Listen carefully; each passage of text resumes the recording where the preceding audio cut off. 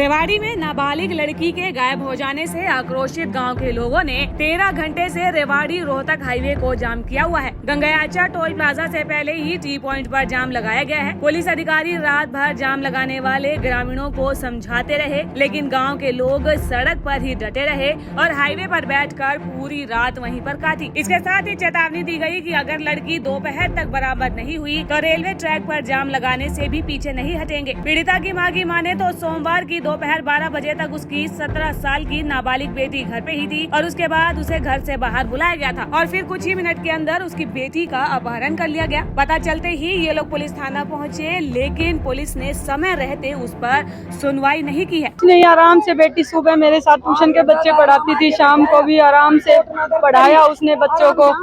हमने खाना खाया आराम से बैठ के उसके पापा के साथ।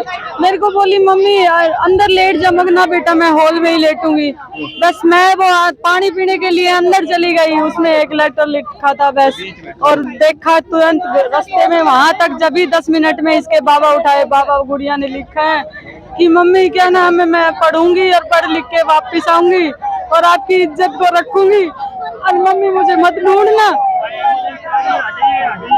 और क्या नाम है, मैंने जैसे उठाया इतनी देर में ताऊजी उनको खोल किया, घर वाले सभी को सारे हमने ढूंढ ली, गुड़िया नहीं मिली। 1:30 बजे 2 बजे थाने में बैठे, थाने वालों ने कोई रिपोर्ट नहीं लिखी, हाल के हमने जाम लगाना पड़ा यहाँ पे।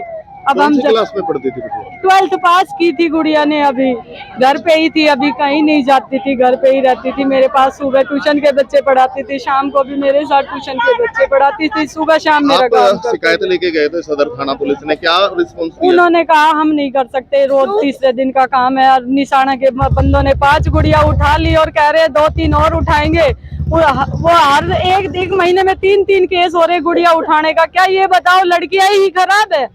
लड़कियों को कॉल करते हैं, बाहर बुलाते हैं। रोड पे गई हो मेरी गुड़िया, कहीं रास्ते में गई हो तो मैं कह दूं, घर के बाहर गली में से उठा दी उन्होंने। मैंने 17 साल की गुड़िया है, पता नहीं क्या ब्रेन वॉश किया इन्होंने, मुझे नहीं पता। गुड़िया बाहर निकल गई और गुड़िया गायब, बिल्कुल सर नहीं मिली गुड़िया नहीं मिली। एक बार इसकी का फोन तो कई बार आया था, ये साहिल सोलंकी का, उस पे हमें फुल डाउट है 100%।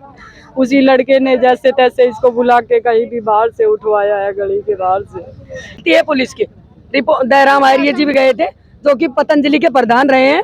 रिपोर्ट दर्ज करनी चाहिए। कह रहे हैं 5 लड़की उठा ली, 6 और बिठाएंगे, ये क्या मतलब है? मेरे दर्द है, मुझे दुख हुआ है, मैं गई हूँ पुलिस के पास, रिपोर्ट दर्ज करनी चाहिए। ये तो बहुत ही दयनीय स्थिति है कि एक बेटी होने के नाते यहाँ पे देखो हजारों की पब्लिक खड़ी है, लेकिन फिर भी शासन प्रशासन यहाँ पे आके इनको ना तो कोई दे रहा है कि भाई हम यहाँ पे कुछ काम करेंगे या कुछ काम नहीं करेंगे। इनको थोड़ा सा साहस तो दे आके, अगर कुछ काम नहीं यहाँ पे तो कोई शासन प्रशासन। पिछले 3 घंटे से इसके परिवार वाले वहाँ पे बैठे हैं और यहाँ पे कुछ काम नहीं हो रहा है।